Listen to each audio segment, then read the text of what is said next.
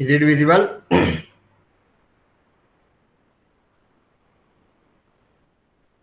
Yes, sir.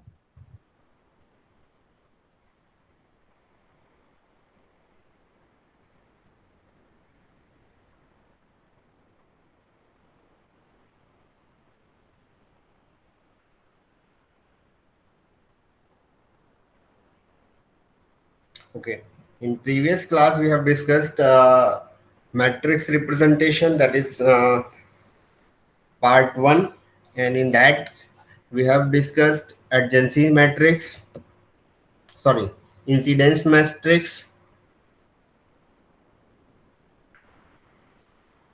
This is how to create that incidence matrix. In some properties, submatrix. So this is submatrix, how to subgraph constructed or obtained from a given graph and create a submatrix from a given matrix or given for a given subgraph. And next is circuit matrix. So how many cycle or circuit are constructed or given in any graph, and then create a matrix, and rows represent as cycle or circuit and column represent as uh, edges.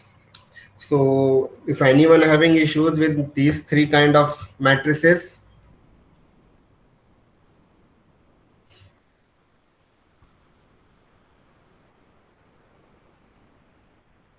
No, sir. no. Okay. So next kind of matrix is cut set.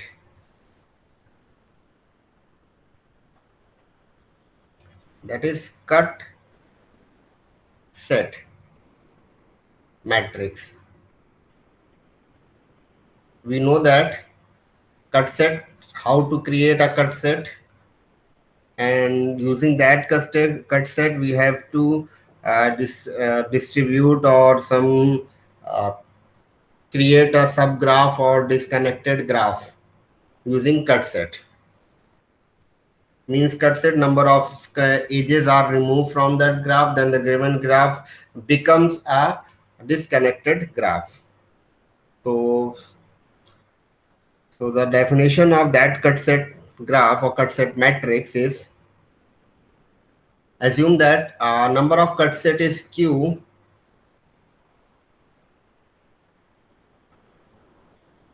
and number of edges e is a edges. Assume that. So the graph is, the dimension is q cross e, that is q is the cut set. See, as you have to say that it is q cross e, and again it is a 0 1 matrix. Means the value of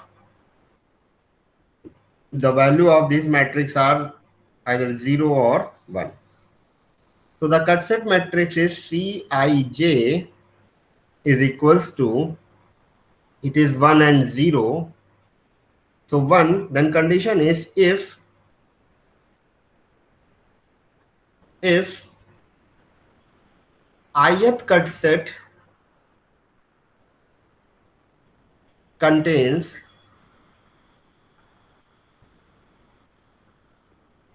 jth edge, means a edge belongs to the given cut set, then these row represent as these rows column which is represent as edges is 1, otherwise it is 0. कोई as represent होगा तो वहां 1 आएगा, otherwise 0 आएगा.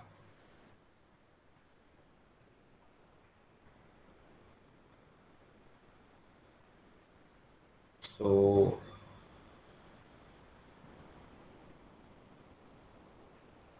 we are creating a graph.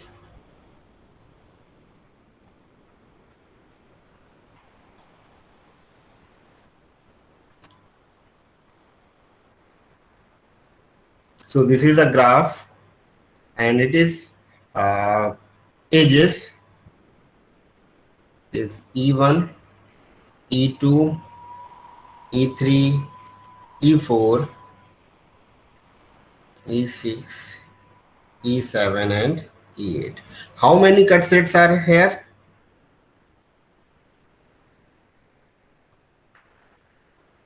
It is more than 1, 2, 3. Okay.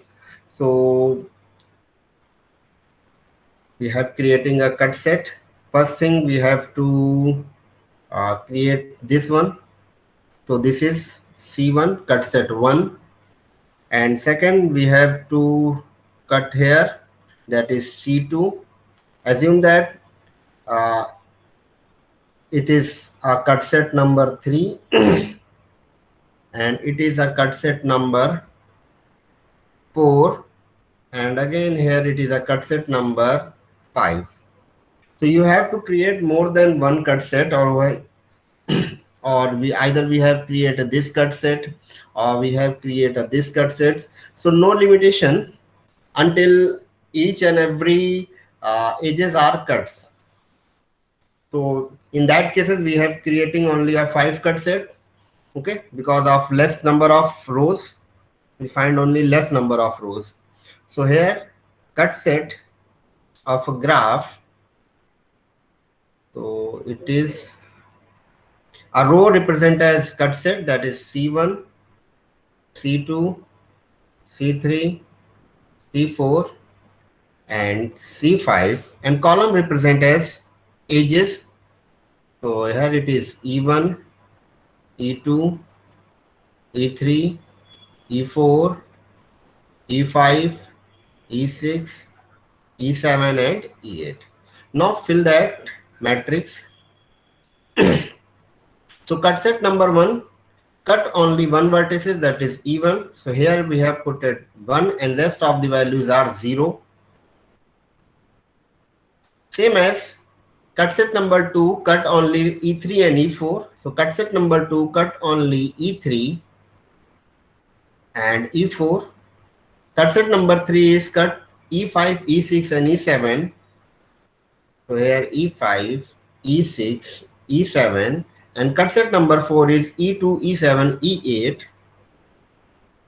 E2, E7 and E8, and cut set number 5, it is E8 and E6, where E8 and E6, and rest of the values are zeros.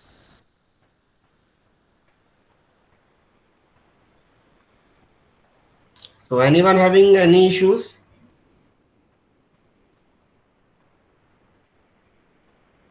Any No, doubt? No, sir.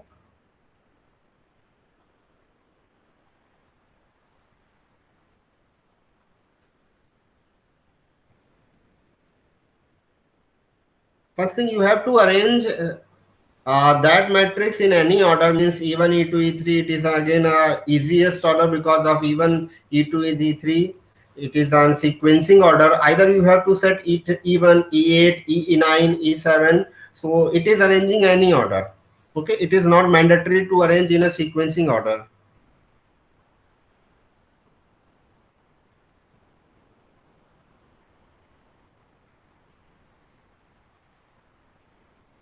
So same here, each row represent as cut set vector. Each row represent as cut set vector, and each column represent as edge vector.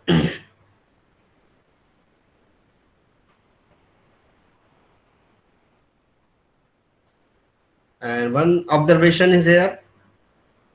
I have written a column with all rows, sorry, all zeros. It is not here. If any column with all zeros means that is a self loop. That edge is called as self loop.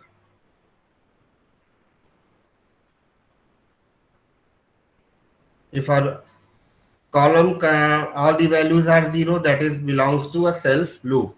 Because of if in that cases we have create here this one, and it is E9, and it is not cut by this cut set number 3. It is okay. So this is not cutted by that cut set C3. So here it is E9 and all the values are 0 in that case.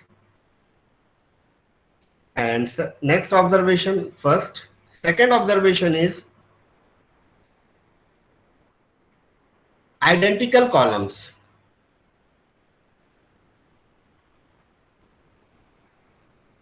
Identical column means a parallel edges.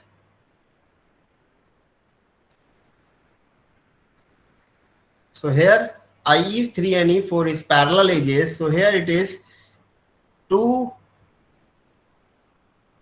E3 and E4 that is identical to each other. So this is are the parallel edges.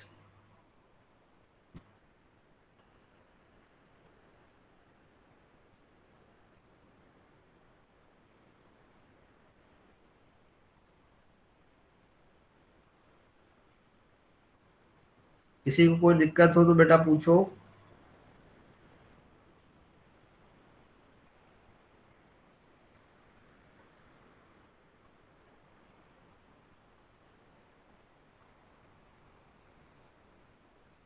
कोई दिक्कत नहीं है? No, sir. Okay. एक concept होता था हम लोगों ने पढ़ा है, that is called fundamental circuit. सुना है?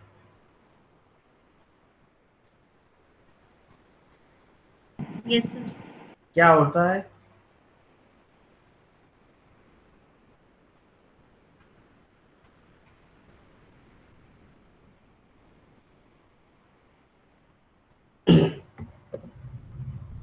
स्पैनिंग ट्री में कॉर्ड ऐड कर देते तो वो फंडामेंटल स्पैनिंग ट्री में अगर हम कॉर्ड ऐड कर दें, कॉर्ड का मतलब हो गया कि वो आपका लूप बनना चाहिए. मतलब यही है ना कि कोई भी स्पैनिंग ट्री में अगर हम एक एज ऐड कर दें जो कॉर्ड होता है, और जैसे ही ऐड करेंगे वो ग्राफ हमारा स्पैनिंग ट्री से चेंज होके कुछ और हो जाएगा. मतलब ट्री ना होके कोई नॉर्मल ग्राफ होगा. यही होता है. तो इसी पे एक प्रॉपर्टी होती है that is called as fundamental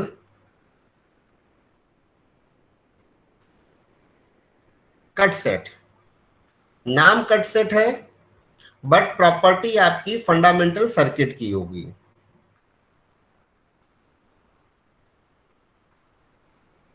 fundamental cut set matrix same as बहुत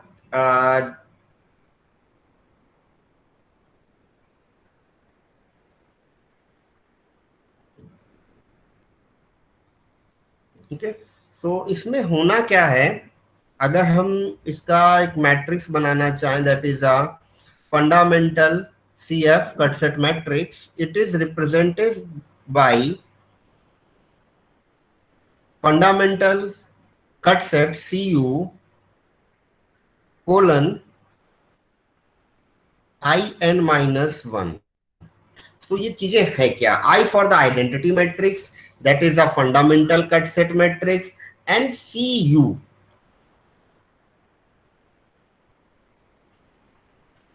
This is the matrix, sorry, CC है cut set matrix. That is cut set matrix, or it is correspond to, we have represented as chords, matrix of that chords. This is identity matrix.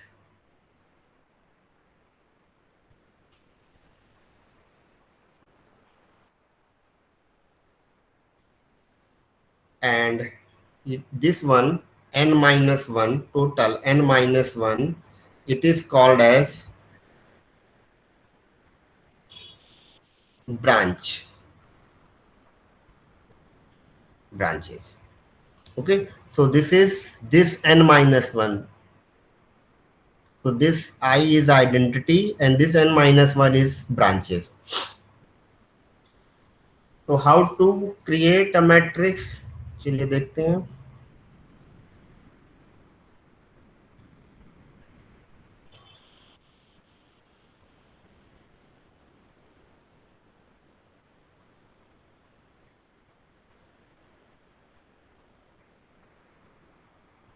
this is a spanning tree,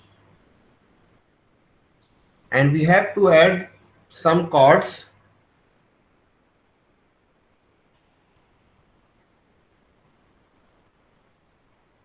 So add chords some here.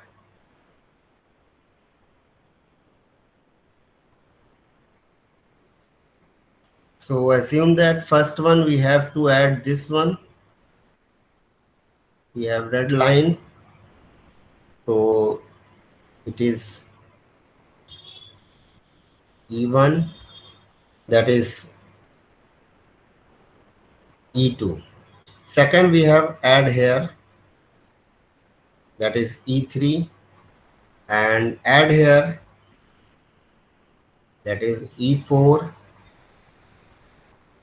E5, E7, sorry, E6, E7 and E8. So जैसे जैसे हमने इसमें edges add किया है, ये सारे की सारी कॉर्ड हो गई हैं. So chord edges are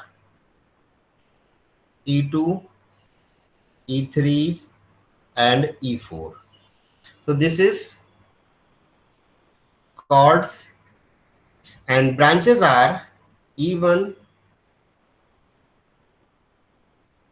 E5, E6, E7, E8. That is branches. So next is create a matrix.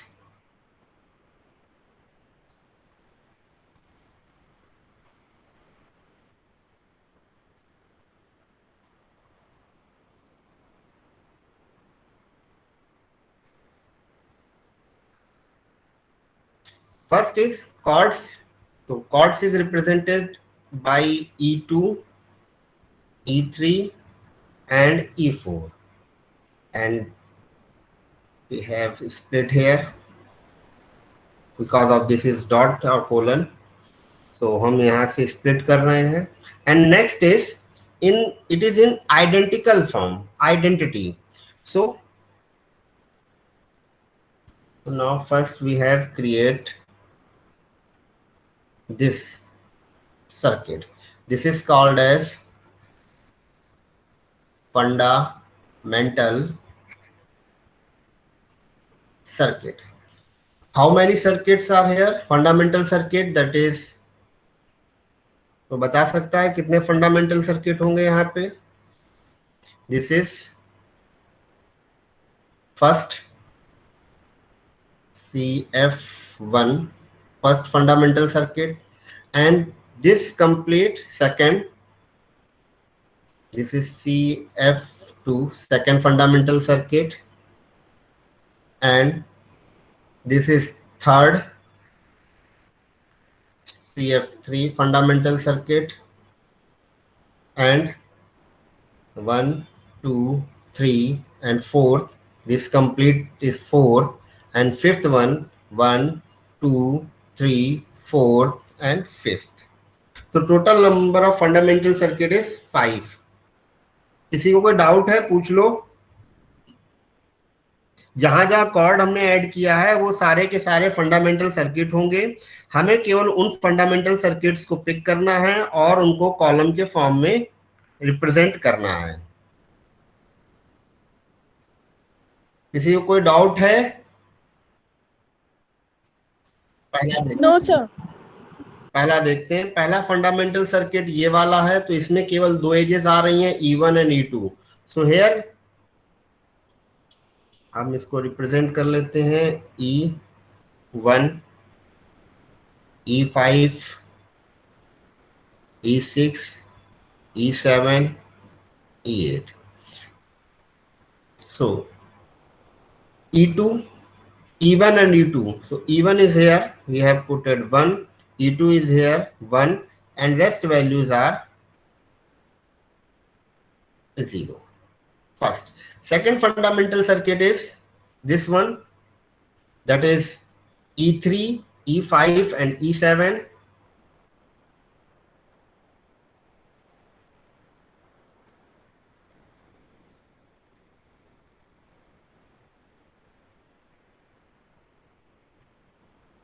Okay, so it is E3 is 1, E5 is 1 and E7 पे अगर हमने 1 कर दिया तो ये प्रॉपर्टी ब्रेक हो जाएगी।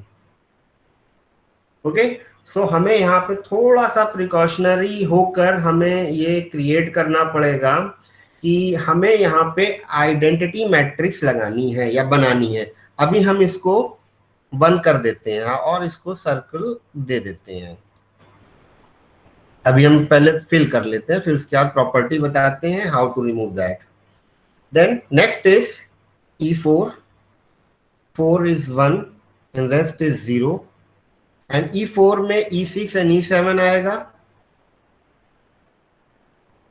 E6 is 1, E7 पे भी 1 आएगा, एंड ये हो गया E8 0 है। Then this one E5, E3, E4, E6, तो E3 and E4 यहाँ पर है, it is E3, E4 and 0, and E5 and E6, so E5 is 1, E6 is 1,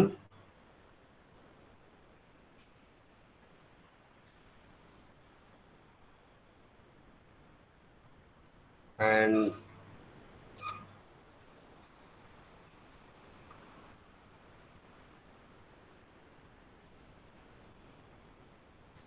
और इसको भी हमने 0 रखा और ये 0 हो गया। एंड लास्ट वन ये कंप्लीट। ओके, तो आप इस तरीके से कंप्लीट ये वाला स्ट्रक्चर ले सकते हैं, आप ऐसे ले सकते हैं। हमें E8 कवर करना है, E8, E5, E1 and E2, तो आप ऐसे भी आप पिक कर सकते हैं। ठीक है, तो हम फिलहाल इतना ही लेते हैं, बाकी छोड़ देते हैं, बट कट सेट आप पिक करेंगे। अब इसमें क्या है कि हमें यहाँ पे आइडेंटिटी मैट्रिक्स क्रिएट करनी है। सो आइडेंटिटी मैट्रिक्स कैसे क्रिएट होगी, ये तो हो गया हमारा, इसका काम हो गया, फिनिश्ड हो गया। अब हर आइडेंटिटी मैट्रिक्स, हर एक इस रो में हमारे पास एक वैल्यू होनी चाहिए, रेस्ट वैल्यूज नहीं होनी चाहिए। थोड़ा सोचिए कि क्या लॉजिक लगा के हम लोग कर सकते हैं, या हमने कुछ गलत एज चूज की है या गलत कट सेट क्रिएट किया है।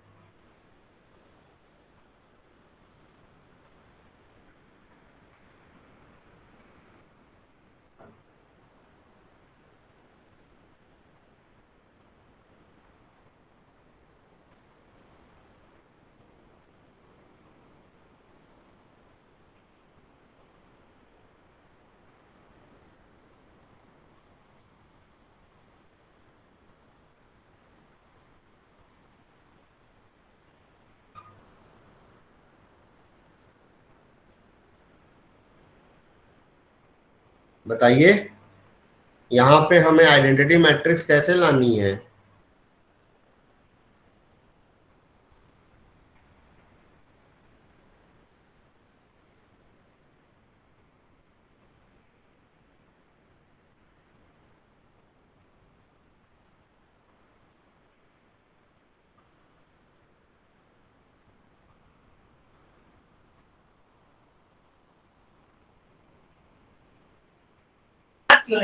मैट्रिक्स मल्टीप्लाई कर दी।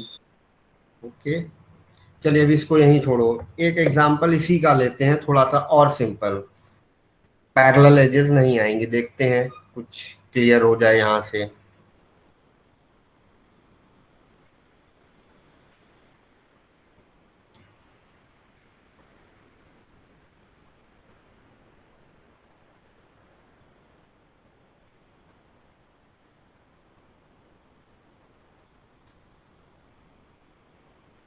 यहाँ पे हम एक ऐड कर देंगे, that is E1, E2, E3, यहाँ पे आएगा E4, this is E5, E6 and E7। कितनी कॉर्ड आएंगी, या कट सेट का कॉन्सेप्ट नहीं क्लियर हो रहा है तो कॉर्ड के थ्रू सोचिए। कितनी ब्रांचेस हैं, 4। चलिए that is E2, E3, E4, E4 यहाँ पर है तो ये हो जाएगा E5, E6, E7। तो यहाँ पे आएगा E1 एंड E4।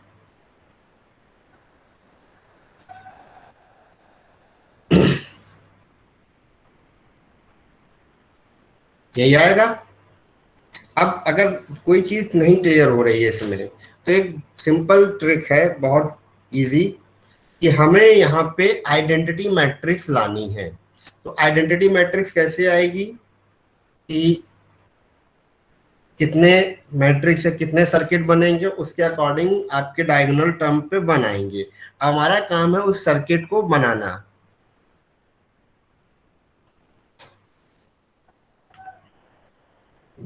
तो अगर हम यहाँ पे एक ये क्रिएट कर दें और इसमें से एक ये ले लें, दैट इज E1, और ये हो गया हमारे पास E4। तो पहला बनेगा, अब यहां से हमें कोई अभी फोकस नहीं करना है, अभी केवल फोकस करते हैं कितने हमारे पास कट सेट या कह सकते हैं मैट्रिसेस या सर्किट क्रिएट होते हैं। तो फर्स्ट वन ये वाला कितने ये कवर हो रहे हैं इस पे फोकस मत करिए, दिस वन। ओके, तो पहला बनेगा C1 जिसमें से हम क्या रख रहे हैं, केवल E1 को। दूसरा लेते हैं हम ये वाला, ओके, जिसमें से C2 बनेगा जिसमें हम इस वाले को E4 को कंसीडर कर रहे हैं।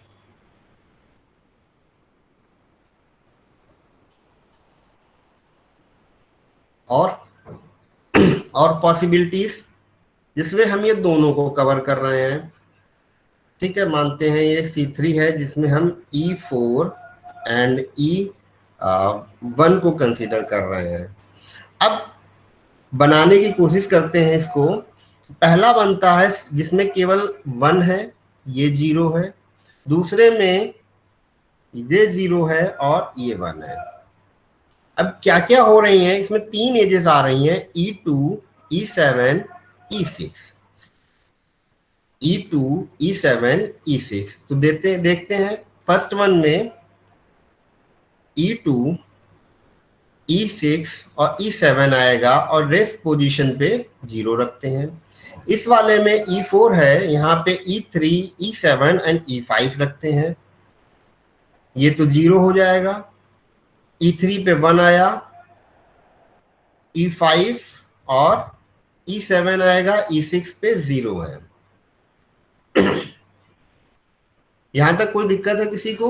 ये जो डॉट लगे हुए हैं यहाँ पे 1 की पॉसिबिलिटी है अभी तक। किसी को कोई डाउट है इस पर? No sir. कोई डाउट नहीं है?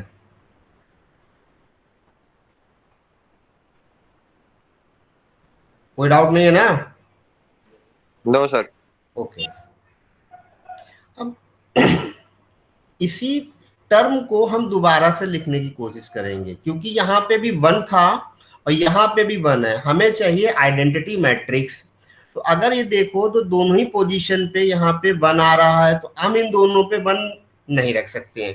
बट यहाँ पे क्या है कि हम अल्टरनेटिवली हम इनको चेंज कर सकते हैं, इन दोनों पोजीशंस को। तो यहाँ पे 0, 1 एज इट इज रखा, ये 0 हुआ और इस पॉइंट पे हमने कर दिया 1 एंड रेस्ट पोजीशंस को हमने रखा 0। तो ये वाली पोजीशन दोनों में सेम थी, तो हम यहाँ पे कुछ नहीं रखेंगे, 0 पुट करेंगे। इस वाली पोजीशन पे इसके करस्पॉन्डिंग 0 हो रहा था, तो अल्टरनेटिवली यहाँ 1 रखा।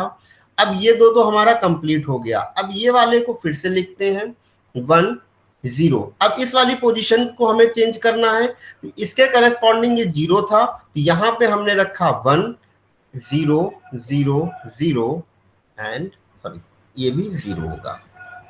अब लास्ट बचा हमारे पास बोथ आर 1 एंड इस केस में क्या आ रहा है, सभी को कंसीडर करेंगे तो E2 भी रहेगा, यहाँ पे भी हम डॉट लगा सकते हैं।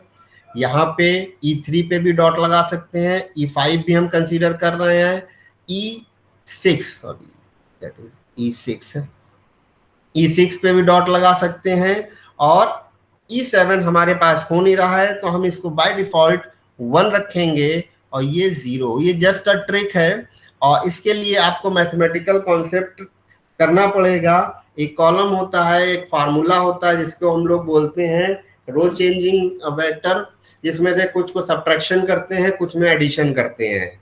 तो हम इतना ज्यादा टिपिकल टास्क ना करके जस्ट सिंपल एक जो वैल्यूज आ रही हैं वहां पे हमें आइडेंटिकल रखना है, ये आइडेंटिटी मैट्रिक्स आ रही है और जिसके करस्पॉन्डिंग आपको कोई वैल्यू मिल जाती है उस कॉलम पे 1, तो वहां पे आपको 1 ना लगकर 0 रखनी है।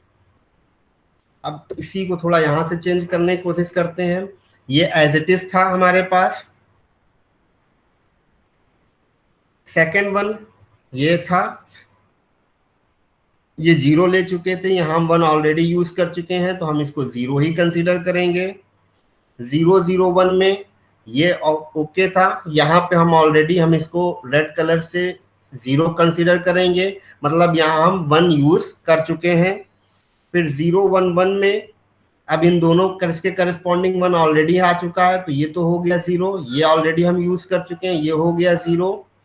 अब ये हम यूज नहीं कर सकते थे तो यहाँ पे हमने इसके करस्पॉन्डिंग 1 कंसीडर कर लिया।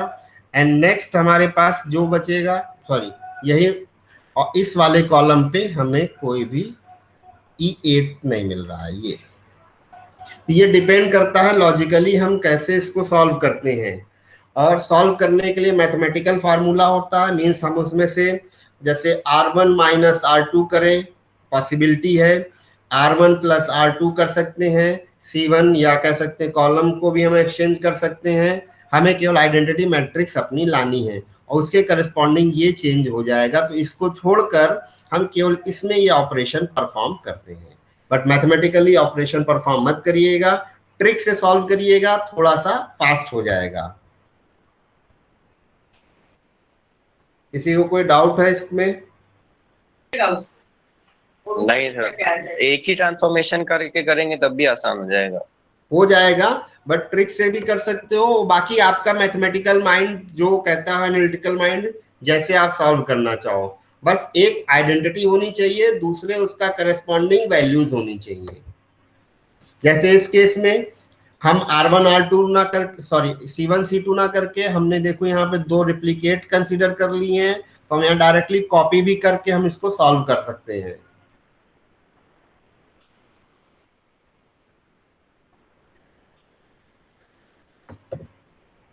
So next is path matrix.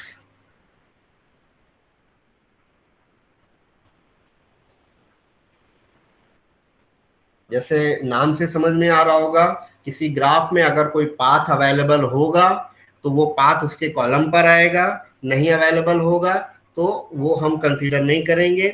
मतलब किसी पाथ में कोई एज कंसीडर हो रही होगी तो 1 आएगा, अदरवाइज 0 आएगा।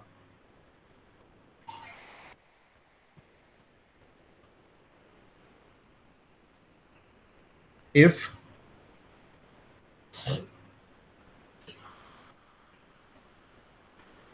jth edge lies in the ith path, otherwise 0.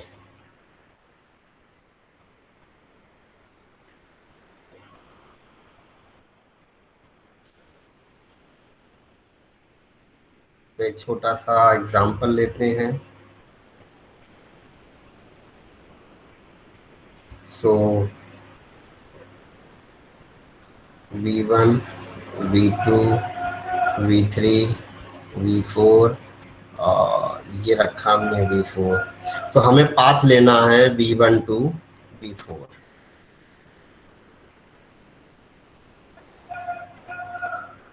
तो how many paths in V1 to V4? तो V1 to V4 डायरेक्टली एक पाथ हो सकता है, तो इट इज P1। यहाँ पे हम कंसीडर करते हैं E1 E2 E3 E4 E5। सो पहला पॉसिबल पाथ होगा P1 डायरेक्टली, तो ये हो गया V1 to V4। ओके, तो ये एजेस आया, सॉरी E3। दूसरा पाथ पॉसिबल है कि हम ऐसे घूम कर आए, V1 V2 V4, V1 V2 V4। तीसरा पॉसिबल है V1 V3 and V4, V1 V3 and V4। और पाथ पॉसिबल है नहीं, तो यहां से E3 सा V1 टू V1 से V2 it is E1 and E2, तो P1 P2 and P3, E1 E2 E3 and E4. So first path cover only E3, so here it is 1. Second path cover E1 and E2, E1 and E2. Third path cover E5 and E4, so yeah, E5, E5 and E4. Rest values are 0.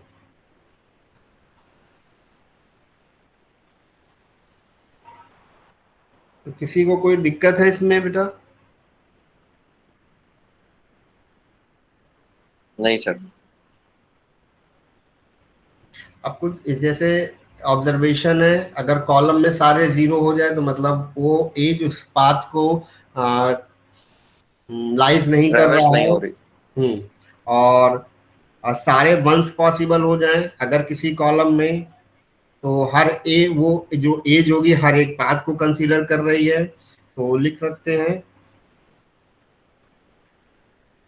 Columns of all 0 as an age that does not lie in any path. All column of all ones means an age that lies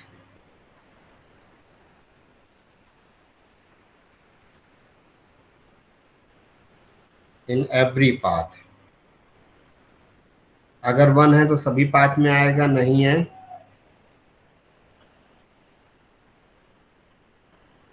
okay.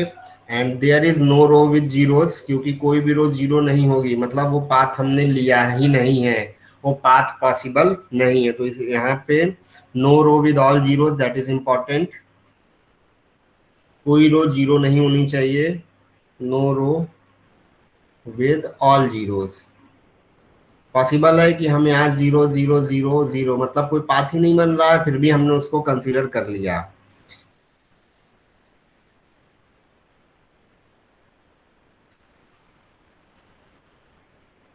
Okay,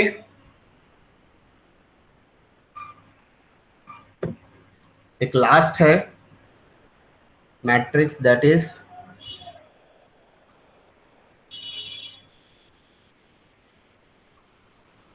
I think इसको पढ़ा होगा आप लोगों ने। क्या होता है, कोई बता सकता है? मैंने इसको लास्ट में इसीलिए लिया है क्योंकि आपने डेटा स्ट्रक्चर में पढ़ा होगा आई थिंक।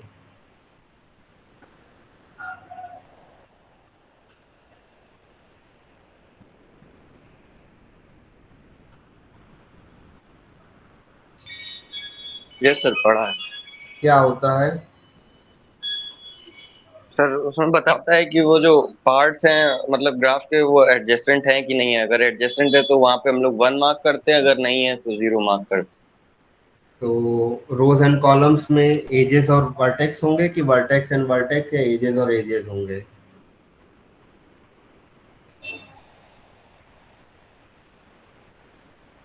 तो याद नहीं है सर इतना। ओके, तो अगर हम मैथमेटिकली डिफाइन करें, एक ग्राफ है that is a V is a vertex, set of vertex that is V1 V2 up to Vn, and set of edges are that is E1, E2 up to EM without parallel edges. Okay, first thing, that is a without parallel edge. Self loop भी कोशिश करना ना होना चाहिए.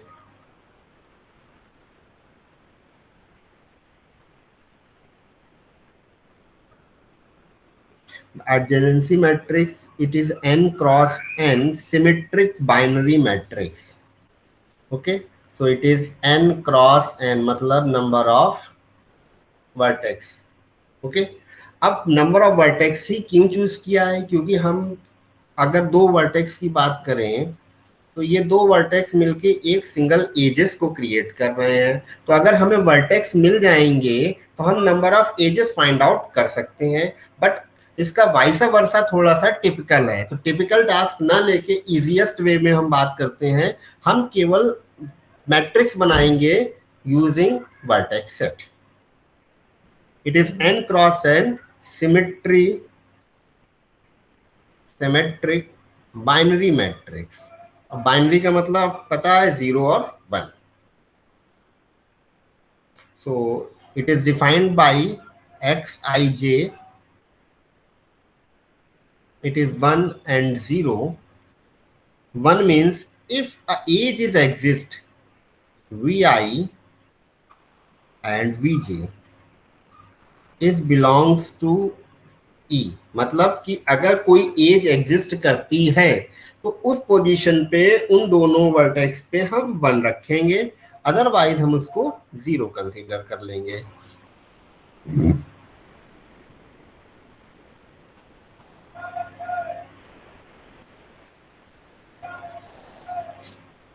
चलिए graph बना के देखते हैं.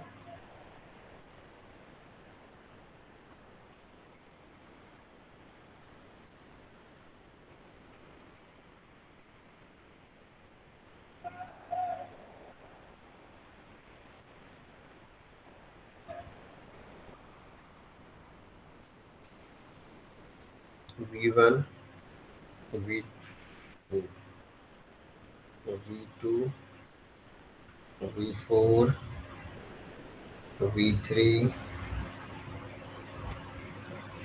V5 यहाँ लिख दिया. चलो V6 कर देते हैं. E1, E2, E3, E4, E5, E6, E7 and E8. So the matrix X, V1, V2, V3, V4, V5, V6, V7,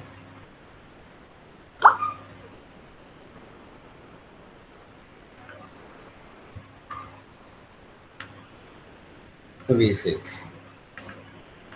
and same here, V1, V2, V3, V4, V5, V6. So V1 is here.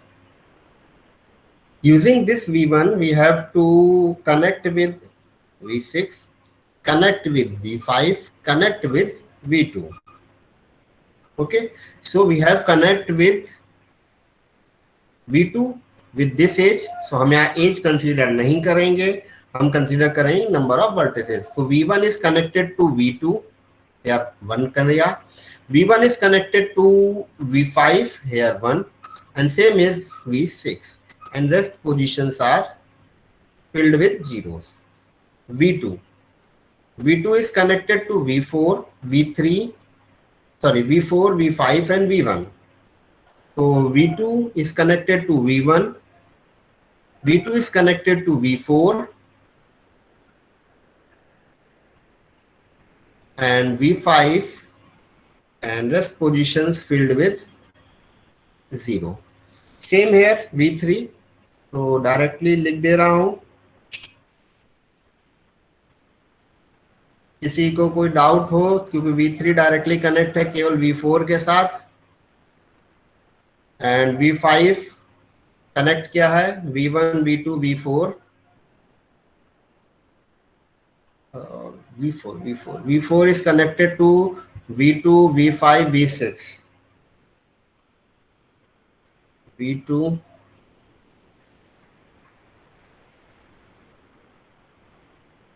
V3 V5 and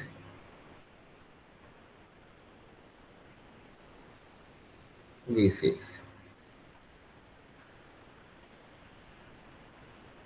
okay, so rest आप अपना fill कर लेना. Okay, मैं complete नहीं लिख रहा हूं तो फिल कर लीजिएगा. कोई डाउट हो पूछ लो, फिल अपने आप कर लीजिएगा. ठीक है सर. तो इम्पोर्टेंट ऑब्जर्वेशन क्या है, फर्स्ट कि V1 अपने V1 से कनेक्ट नहीं है. अगर हम यहाँ पे इसको सेल्फ लूप लेते तो ये कंसीडर हो जाता, बट हम ग्राफ में पैरेलल एजेस और सेल्फ लूप नहीं ले रहे हैं. तो फर्स्ट ऑब्जर्वेशन जो प्रिंसिपल डायगोनल होगा ये ऑलवेज 0 होगा. Okay, so the principal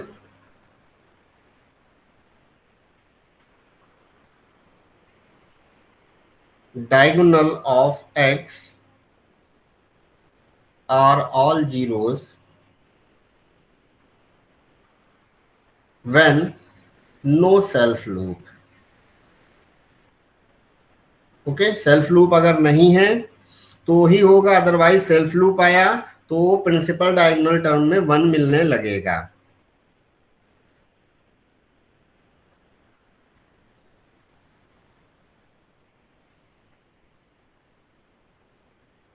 okay, सो अब इम्पोर्टेंट टर्म है जो मैंने अभी कहीं बताया नहीं है किसी भी टर्म में, चाहे वो एडजेंसी मैट्रिक्स हो, चाहे वो आपका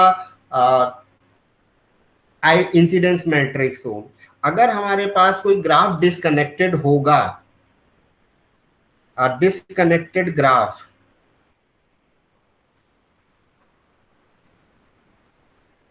तो हम उसका जो मैट्रिक्स बनाएंगे वो इस फॉर्म में बनाएंगे. मान लीजिए हमारे पास 2 डिस्कनेक्टेड ग्राफ हैं, तो पहला ग्राफ को हम इस तरीके से रिप्रेजेंट करेंगे इन अ डायगोनल टर्म, दूसरे ग्राफ को भी हम दूसरे डायगोनल टर्म में रिप्रेजेंट करेंगे और इस पोजीशन पे हम 0 फुल कर लेंगे. एडजेंसी मैट्रिक्स इंसिडेंस मैट्रिक्स में भी हम सेम वर्क करेंगे. इसको इस तरीके से लिख सकते हैं, तो यहाँ पे भी 0 होगा और ये मान लीजिए graph number 1 and graph number 2. तो डिस्कनेक्टेड ग्राफ के केस में हम इसको इसी तरीके से रिप्रेजेंट करेंगे. तो फर्स्ट जो क्वाड्रेंट होगा हमारा पहले ग्राफ को रिप्रेजेंट करेगा और उसके करस्पॉन्डिंग पैरेलल जो दूसरा होगा दूसरे को रिप्रेजेंट करेगा, और जो नॉन डायगोनल टर्म होंगे ये हमारे 0 हो जाएंगे.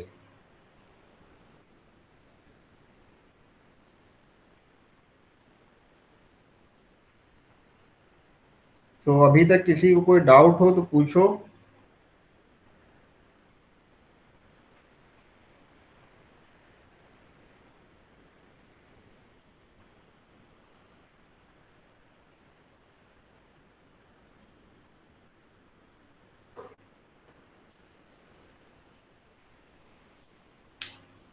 किसी को कोई डाउट है अभी तक, बेटा पूछो, यस या नो. नहीं सर. ओके, सो ग्राफ थ्योरी का पार्ट यहाँ तक आपका फिनिश हो गया है. सो नेक्स्ट में मैं न्यूरल नेटवर्क कंप्लीट करूंगा और 1-2 लेक्चर लेंगे जो कंप्लीट ग्राफ थ्योरी को रिवाइज करेंगे. तो रिवीजन में जिसको आना हो आ जाए, कोई प्रॉब्लम नहीं है, बट मैं स्टार्ट से एंड 2 क्लासेस में सारा ग्राफ थ्योरी फिनिश करने की कोशिश करूंगा. ठीक है, मैं वहां पे लिखूंगा नहीं बाय पेन, मैं जस्ट डायग्राम और एक्सप्लेन करूंगा थ्योरेटिकली, जहां रिक्वायरमेंट होगी तो लिखेंगे. ओके, ठीक है सर.